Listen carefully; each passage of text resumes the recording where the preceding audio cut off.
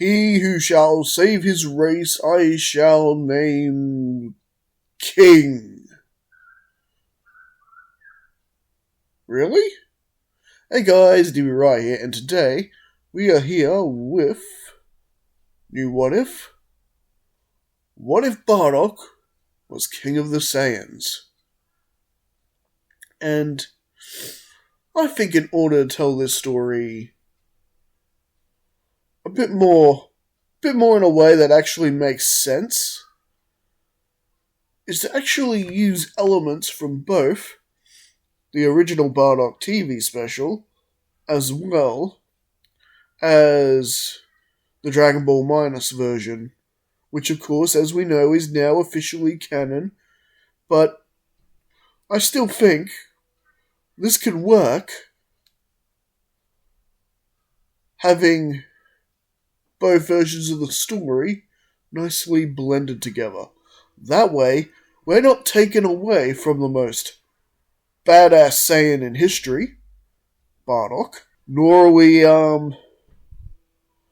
taking away from his character from the new stories. With that, our story begins with Bardock and his crew arriving home successfully from another mission. They decide to have a bit of a snack, get themselves a drink.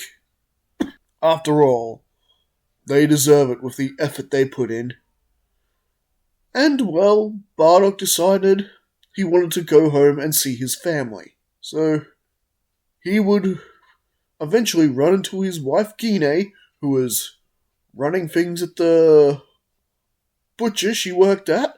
And, well, as soon as she saw Bardock coming, it was pretty much closed for the day.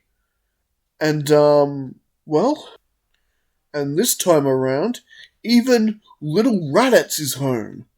He hasn't left on his mission with Prince Vegeta yet. He had just gotten his debriefing and has come back home, and, well, Gine is quite proud of him, either though she has heard rumours about the cruelty of the prince, so she is lecturing him and making sure he's being careful, the way mothers do. Make sure you do everything the prince tells you.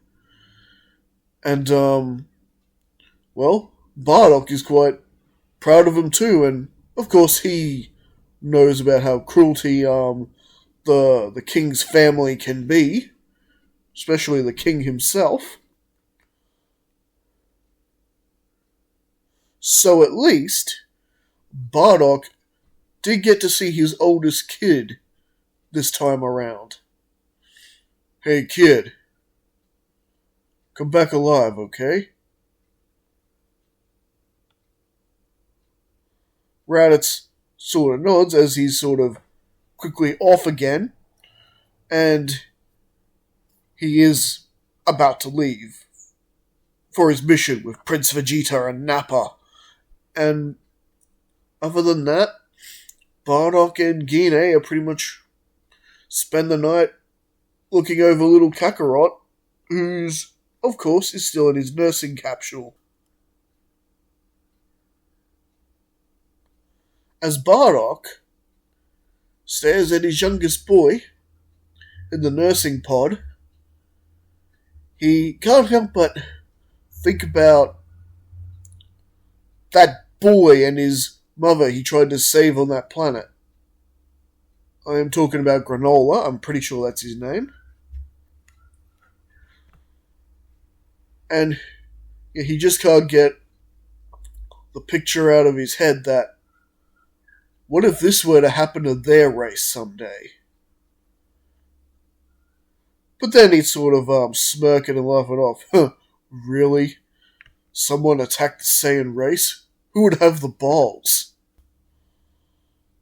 And so, Bardock was pretty much enjoying his time, snuggled up with Gine by a fireplace, with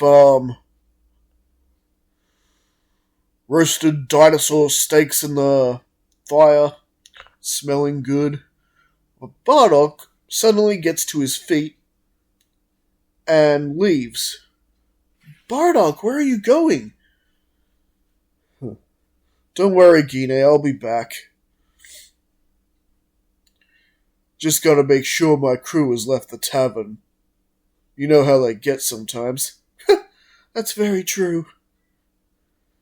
Especially Shugash. And well, he does go back to the tavern. They have indeed left. However, he finds Tora having a bit of a brawl with a few Saiyans. A few Saiyans who were making fun of them, lower class Saiyans trying to be elites. You're working too hard, you're just pitiful and weak. And, well, perhaps if it were a one-on-one fight, Tora would be taking names. However, this was a whole squadron against him. However, Bardock now gets involved. And why not? A bit of a rumble before bed, why not? Bardock is into it, and he easily defeats this so-called elite squad who end up running with their tails between their legs. It is quite the sight, and Bardock can't help but be surprised at his own strength. I mean, he knew the missions were making his squad stronger, but he never realized how strong. Because it's not like Bardock went around sparring with other Saiyans after all. He pretty much... Any training Bardock did was pretty much the missions. And so, after eating the delicious dinosaur steak Gine had prepared for him, and snuggling up with Gine, Bardock turns in, and it is off to Kanasa the next day. And that plays out exactly like it does in the original Bardock TV special. The Kanassans are essentially wiped out, but the last remaining Kanassan, their leader, decided to leave Bardock with a little partying gift by giving him the power of foresight. Bardock ends up passed out, and, well, he actually wakes up on the ship ride back home. And now he does have a vision as he wakes up of Planet Vegeta being blown up. But it's very, very fuzzy. It is not until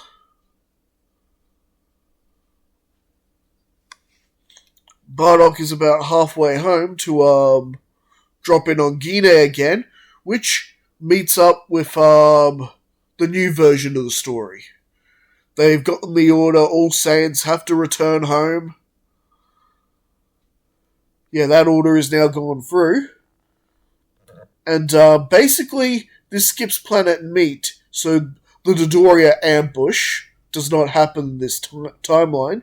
So, basically, this means that Bardock's crew are at this moment still alive.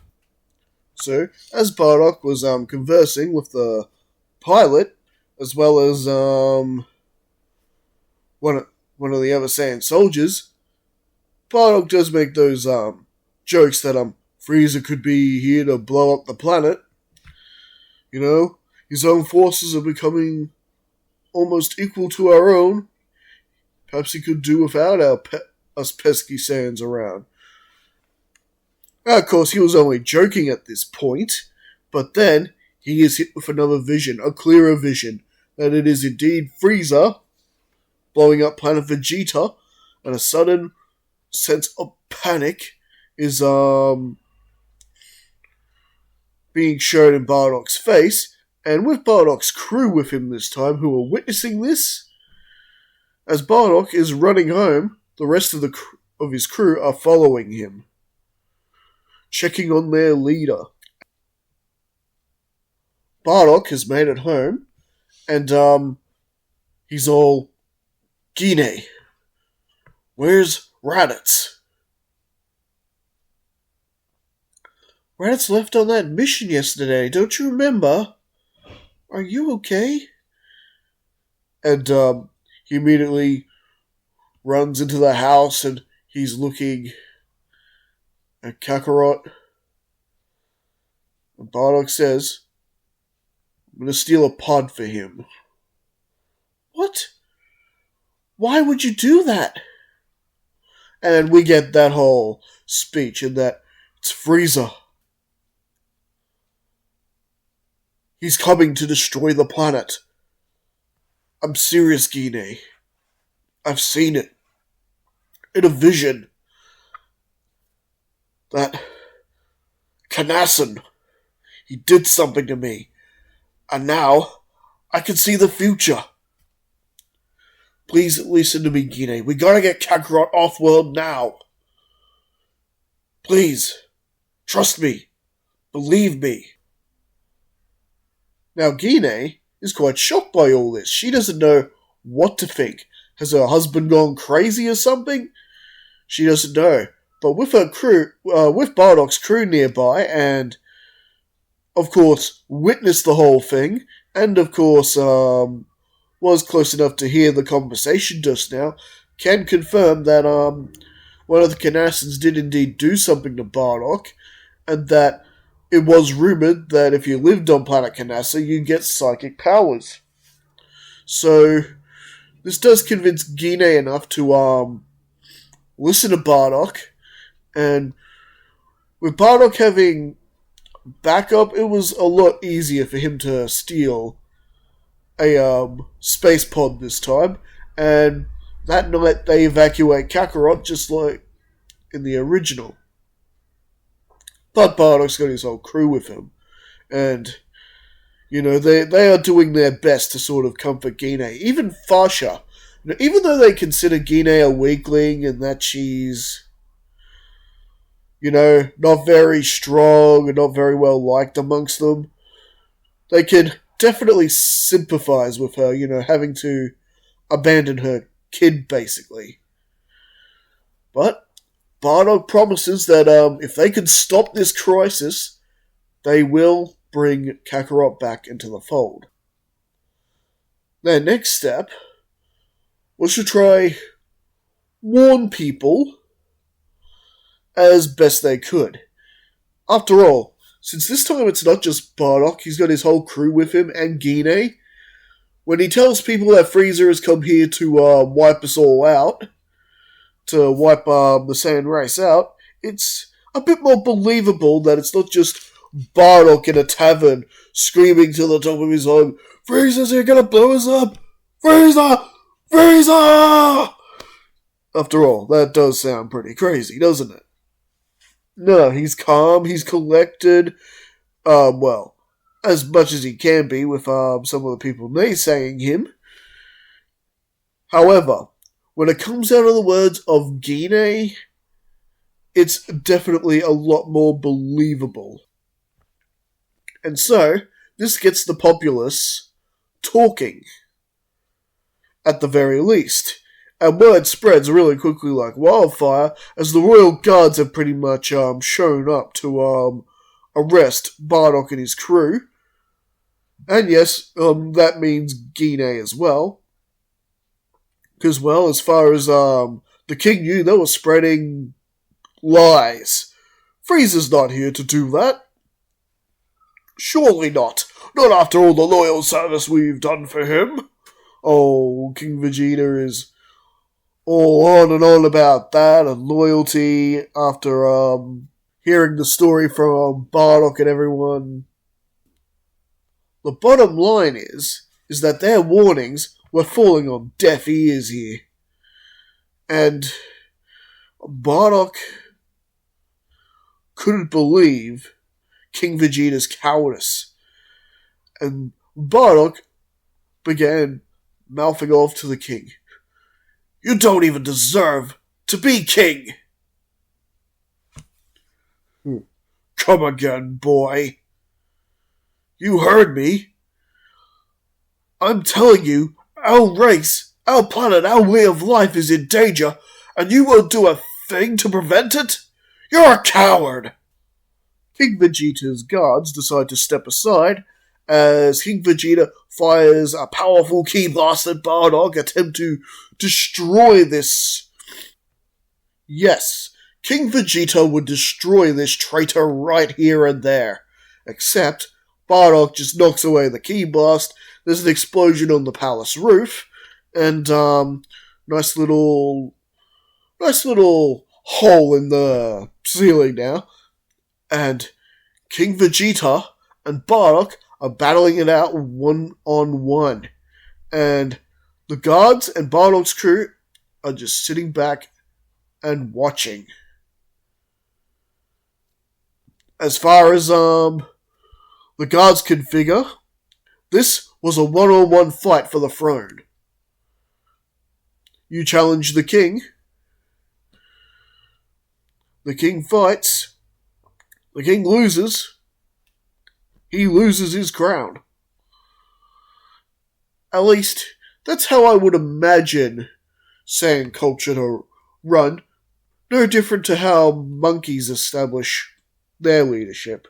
After all, what does Frieza call them? Exactly.